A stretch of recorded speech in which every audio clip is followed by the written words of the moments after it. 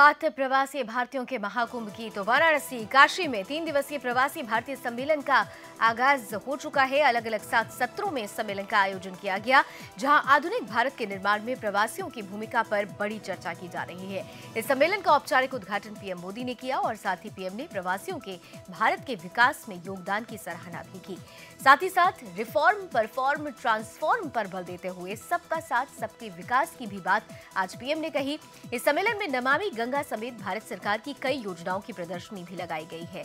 क्या कुछ खास है इस बार के 15वें प्रवासी भारतीय सम्मेलन में, आइए हम आपको बताते हैं हमारे इस विशेष रिपोर्ट के जरिए।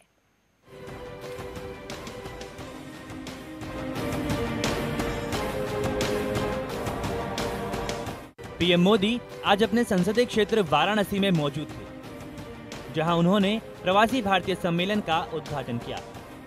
पीएम मोदी ने परफॉर्म, रिफॉर्म और ट्रांसफॉर्म पर बात की। पीएम ने कहा कि सबका साथ, सबका विकास ही हमारा लक्ष्य है। इसके साथ ही पीएम ने सीएम योगी के प्रयासों की भी तारीफ की और काशी के लोगों को सर झुकाकर प्रणाम किया। पीएम ने कहा कि हमने लुटेरों पर शिकंजा कसा है, जिससे देश में मची लूट पर लगाम लगी है। बीते 4.5 वर्षों के दौरान संकट में फंसे 2 लाख से ज्यादा भारतीयों को सरकार के प्रयासों से दुनिया के भिन्न भिन्न देशों में मदद पहुंचाई गई है। पिछले 4.5 साल में हमारी सरकार ने करीब करीब 7 करोड़ ऐसे फर्जी लोगों को पहचान कर उन्हें व्यवस्था से हटाया है। ये 7 करोड़ लोग वो थे जो कभी जन्मे ही नहीं थे, जो वास्तव में थे ही नहीं। पहले लोग कहते थे कि भारत बदल नहीं सकता। हमने इस सोच को ही बदल डाला है। साथियों, दुनिया आज हमारी बात को, हमारे सुझावों को पूरी गंभीरता के साथ सुन भी रही है और समझ भी रही है। पर्यावरण की सुरक्षा और विश्व की प्रगति में भारत के योगदान को दुनिया स्वीकार कर रही है। इस दौरान प्रधानमंत्री के साथ विदेश मंत्री सुषमा स्वराज, हरियाणा के मुख्यमंत्री मनोहर लाल खट्टर और उत्तराखंड के मुख्यमंत्री त्रिवेंद्र सिंह रावत भी मौजूद थे। जहां पीएम मोदी के साथ विदेश मंत्री सुषमा स्वराज ने भी प्रवासी भारतीयों को संबोधित किया। बाहर बढ़ी है, उससे आप लोगों का गौरव भी बढ़ा है और उसका सम्मान भी बढ़ा है, और आप स्वयं इसके साक्षी हैं।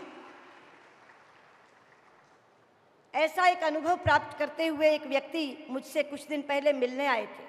मैं इस प्रसंग को कई जगह कह चुकी हूं, आज दोहराना चाहती हूं।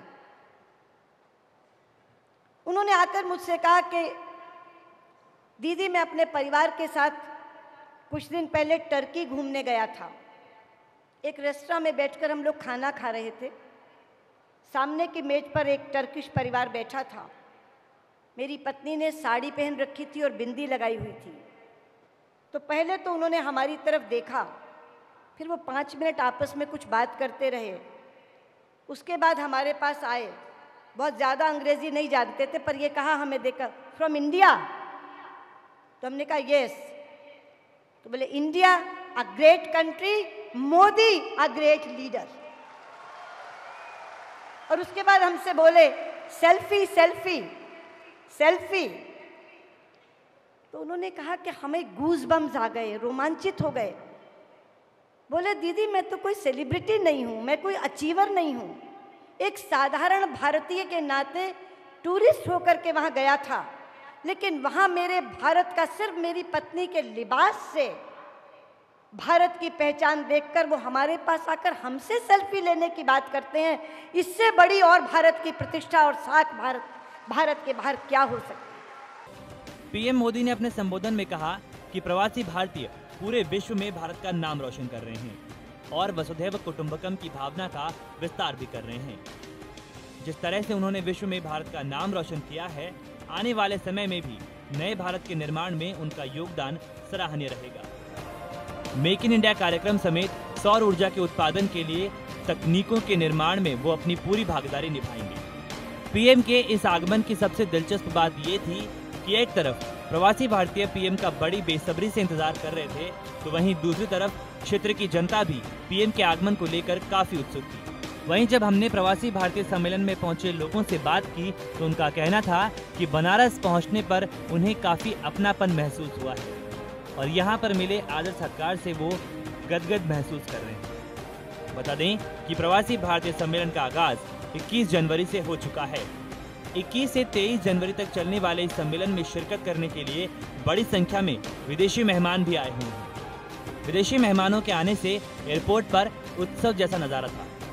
केंद्रीय मंत्री राज्यवर्धन सिंह राठौड़ ने प्रवासी मेहमानों को दशाश्वमेध घाट की मशहूर गंगा आरती दिखाई। उसके बाद कार्यक्रम की शुरुआत 21 जनवरी को सीएम योगी आदित्यनाथ समेत विदेश मंत्री सुषमा स्वराज ने की। जब काशी की हम बात करते हैं तो काशी की प्राचीनता का अनुमान हम इसी बात से लगा सकते हैं, जिसमें भगवान ब्रह्मा ने महर्षि अगस्त्य से इस बारे में उल्लेख किया कि मया सृष्टानि विप्रेन्द्र भुवनानि चतुर्दश अस्या पुर्या विनिर्माता स्वयं विश्वेश्वरो प्रभु। काशी के अंदर विकास की जिस आधुनिक योजनाओं को लेकर के कि काशी अपनी परंपरा और अपनी संस्कृति को बनाए रखते हुए आधुनिक विकास के नए प्रतिमान स्थापित करें, आदरणीय प्रधानमंत्री जी के मार्गदर्शन में जो कार्यक्रम काशी के अंदर विकास की योजनाएं आगे बढ़ी हैं, उत्तर प्रदेश के अंदर आगे बढ़ी हैं और पूरे देश के अंदर आदरणीय प्रधानमंत्री जी के नेतृत्व में, उनके मार्गदर्शन में विकास की जो योजनाएं नई ऊंचाइयों को छू रही हैं, ये 15वां प्रवासी भारतीय दिवस हम सब के लिए काशी में आयोजित करना अपने आप में गौरव की बात है। इस सम्मेलन में करीब 50 देशों के 1500 से भी अधिक प्रवासी भाग ले रहे हैं। आइए जानते हैं इस सम्मेलन में क्या कुछ है खास। सम्मेलन की खासियतें। ऑल इंडिया रेडियो के कलाकारों ने ट्रेड फैसिलिटी सेंटर में प्रस्तुति दी। पीएम मोदी समेत मॉरिशस के पीएम ने भी कार्यक्रम में लिया भाग। पीएम और सीएम समेत विदेश मंत्री ने लोगों को किया संबोधित। सम्मेलन के तीसरे दिन राष्ट्रपति रामनाथ कोविंद रहेंगे मौजूद।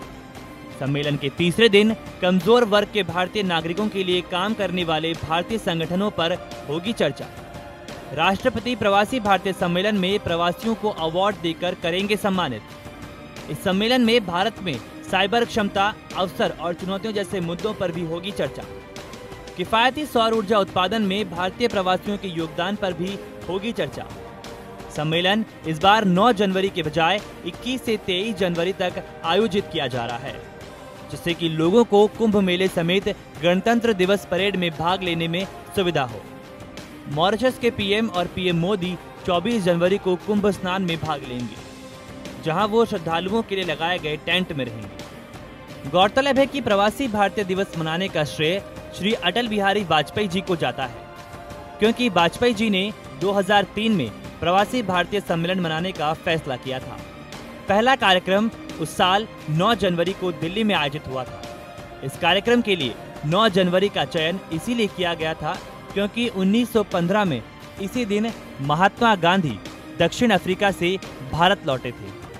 प्रवासी भारतीय दिवस अब हर 2 साल पर मनाया जाता है।